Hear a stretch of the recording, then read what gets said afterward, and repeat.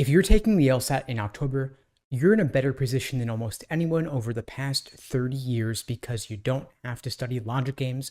You can instead double your focus on logical reasoning. Today, I'll share with you why this is a massive opportunity if you're taking the LSAT this fall and how you can leverage it to get a top score. For those who don't know me, my name is Steve Schwartz.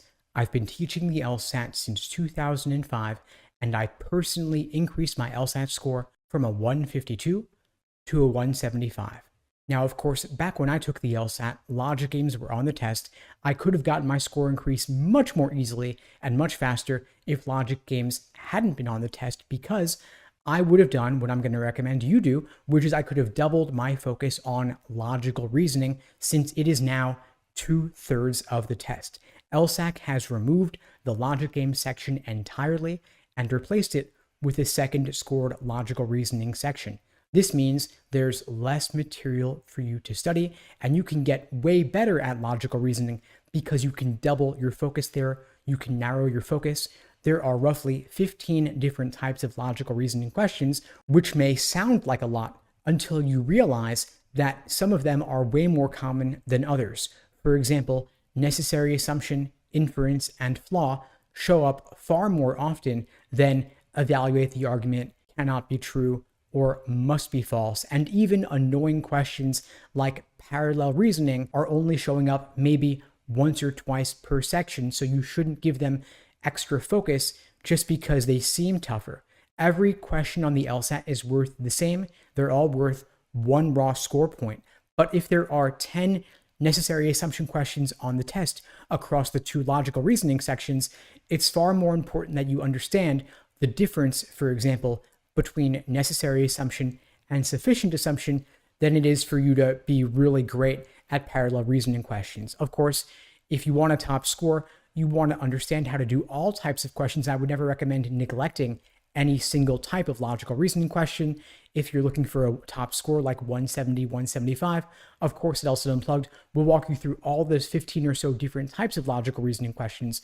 But when you're just getting started, it's far more beneficial for you to focus on the lowest hanging fruit to begin with.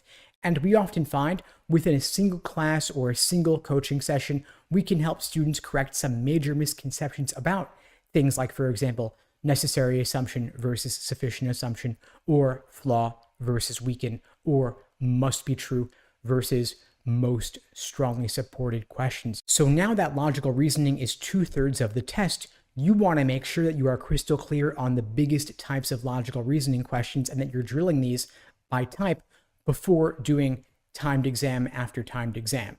If you're taking the LSAT in October and you've got several weeks between now and then, you may want to devote the initial period, the next couple of weeks, to drilling questions by type, then devoting the next few weeks to doing individual timed sections to work on your pacing, and finally pull it all together with full-length timed practice tests.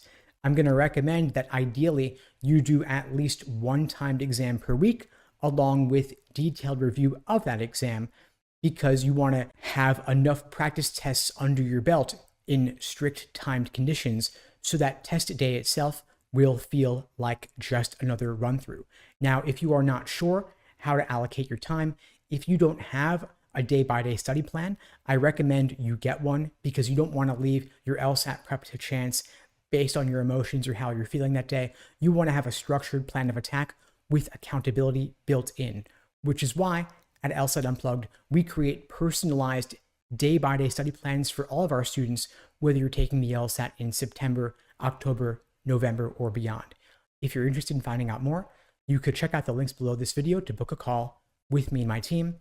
We'd be glad to help you out. Of course, wherever you're at in your prep, you don't want to neglect review, which is too often left out. You don't want to take exam after exam and measure yourself, be happy you're sad about your results, then move on to the next. You want to slow down and learn from your mistakes so that you can avoid repeating them going forward. It's far too easy to look at the answer key and say, oh, I get it now. How could I have been so dumb? Or you Google for an explanation, which is some tutor's so-called perfect way of solving the question that would never actually work on test day itself, or is created with the hindsight of already knowing the correct answer. You want the process ideally personalized for you, which is why I advocate using the Socratic review method, a framework, a guideline to help you figure out where your misunderstandings are coming from initially. Maybe it was in the stimulus, maybe it was in the question stem, or maybe it was in the answer choices, tempting wrong answers, unappealing right answers. You want to understand the patterns in how you're thinking about the test, because the LSAT, first and foremost,